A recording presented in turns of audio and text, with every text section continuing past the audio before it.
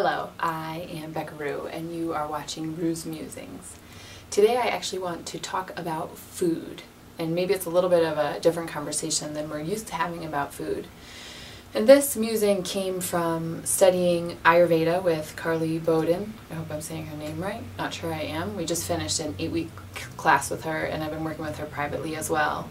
And Ayurveda has a different way of looking at food than all of the other trillions of ways that we can look at food, and it got me a lot thinking about my personal relationship with what I'm eating, and then I guess how complicated it is. So that's mostly what I want to talk about today.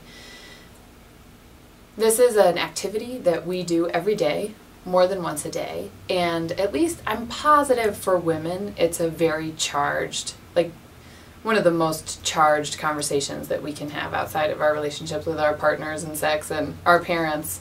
You know, food is a huge deal for at least all the women, most men as well. I think some men have gotten out of having a really charged relationship with food, but I'm not a man, I don't know, that's just my impression. And I'm looking at a little bit of us shifting the conversation from what we're eating, which I know that we can have a lot of conversations around, and those conversations I'm not sure are always the most interesting, and more importantly have a tendency to make someone in the conversation feel badly. I confessed to my class, we talked about this last week one day inside of teaching, and I confessed to my class that sometimes the most motivated I get about my food choices is in feeling like I'm superior to people. That's just my confession to you. That rather than it being about my own health or being about, you know, the environment or all the other reasons that we might make certain food choices, I can get inspired by being like, I'm so much better than all these people because of what I eat. And that's just so funny. So I want to try to broaden the conversation a little bit and acknowledge that this is a real challenge for all of us. And I made a list actually of all the things I think that go into, not all, you can add to this list, we can add to this list, but some of the things that go into food choices. And I have health, obviously, and appearance, and those two things sometimes match up and sometimes don't. Money, certainly how much food costs. Convenience, I like convenient food, but convenient food isn't usually healthful or a bunch of other things. Time. That's definitely an issue. I mean, I'm starting to understand more and more that cooking for ourselves is one of the most profound way we can deepen our relationship with food and make it a relationship like that, but we don't have a lot of time. There's environmental issues. There's, I said, ahimsa, which is the animal rights kind of animal treatment issue, which is an issue for me. And then that has baggage for people, right, that we should or we should not eat meat and blah, blah, blah, blah, blah. There's all that. I mean, just that one part of food is like super duper charged for people. Then there's our preferences and intolerances. And I skipped these two. I think socially, food is really challenging for a lot of us. And it goes back to what I was saying, that if inside of ourselves we're really trying to make, I don't know even the language around it. The language is so charged. Make positive food choices or healthy food choices for ourselves.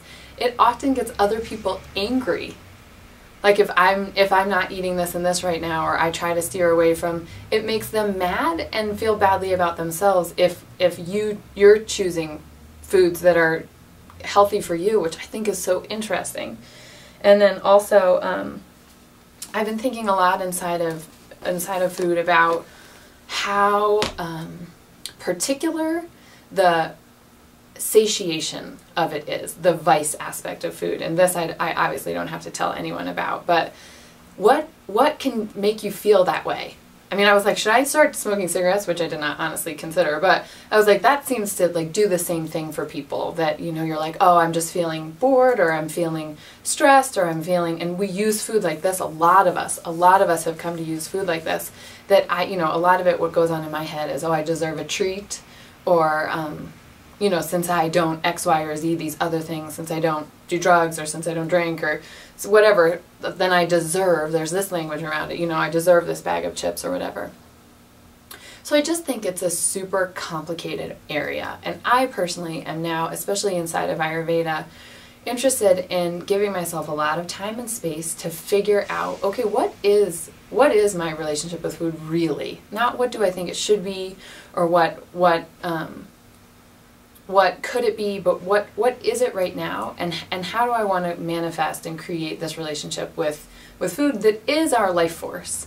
I mean, that's a fact about it. It is how we get energy. It is how we stay alive. And that's not how it's really framed up for us most of the time. There's all these other things: convenience, time, socially, cravings, expensive, health, appearance, what we eat, how what we eat makes us look. I mean, that's a huge area that we hang out. So I've said this a lot now, I just think it's really complicated. And I'm interested in maybe us shifting our conversation inside of our heads to a more honest relationship. Like, look at the whole picture. Okay, here are all the things we have to take into consideration with what we're putting in our mouth. And even how we put things in our mouth through Ayurveda is really interesting. That's a different musing.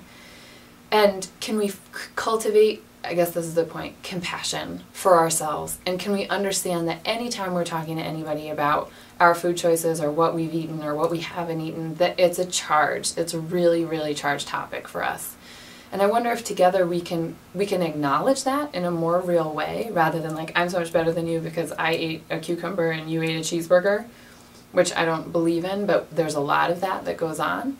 Can we be compassionate to ourselves? Can we be compassionate to the people around us? And can we start being really honest about the necessity of this relationship? That we have to have a relationship with food every day, multiple times a day. And we're not having this conversation, I don't think. The conversation is again around, oh, this is what, the world should eat, and this is what we shouldn't eat. And I know this because I read an article on Facebook.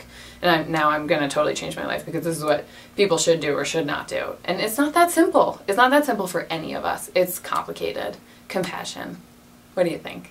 I'll see you next week. Namaste.